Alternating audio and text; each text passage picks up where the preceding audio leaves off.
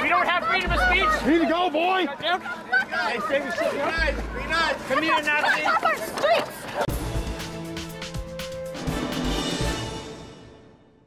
When we last reported on Antifa Berkeley middle school teacher Yvette Felarca over a year ago, a court had ordered her to pay $11,000 for the attorney fees of a former college Republican's president. Yvette had filed for a restraining order against the guy, but ended up dropping the case. And that wasn't the first thing Yvette had dropped either. Get the fuck off our street, you piece of shit! Fuck you! Sir, please. I'm just here to protest. Fuck off our street! Please. Stand down. Get out. Get back. Like a schoolyard bully. I wonder if that's how she treated her middle school students if they refused to go to protests with her. Anyways, Yvette is having some more legal troubles. You see, after her school district provided conservative watchdog group Judicial Watch with emails related to her, the by any means necessary activists sued both the district and the watchdog. Judge Vince Chabria called Yvette's lawsuit unreasonable and frivolous. He blasted Yvette and her fellow plaintiffs, saying a significant portion of the documents the plaintiffs initially sued to protect from disclosure had been publicly disclosed months earlier in another suit.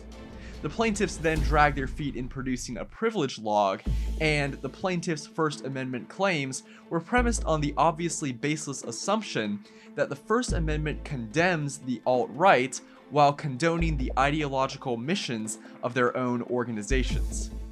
Judge Chabria awarded Judicial Watch $20,000 out of the Antifa teachers' own pockets. The conservative group had originally asked for over $300,000, and Yvette's lawyer Shanta Driver, who's also the chair of By Any Means Necessary, called the ruling politically biased. Shanta said if the judge hadn't decreased the payment, Yvette and her fellow educator plaintiffs would have been indentured servants to Judicial Watch for the rest of their careers. Indentured servitude for people who commit political violence and file frivolous lawsuits. That's not too bad of an idea. You know, libs are always whining about how our justice system needs to be less punitive and more educational, so when sanctioning people, we should really keep in mind how best they can learn from their mistakes. Take Lori Loughlin, Felicity Huffman, and some of these other celebs at the center of the college cheating scandal. Do you really think a fine, even if it's tens or hundreds of thousands of dollars, do you really think a fine is going to teach them a lesson? No, they're practically begging for that and likely losing sleep over potentially going to prison. So lock them up. Bring them down to the level of common criminals. Same thing with Yvette. Maybe requiring her to perform work for Judicial Watch or some other conservative group would create a more lasting change.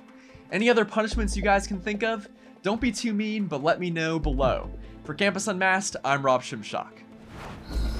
If you like this video and support our mission, please make sure to comment and subscribe. If something happens on your campus and you'd like us to investigate, send us details using the form on campusunmasked.com.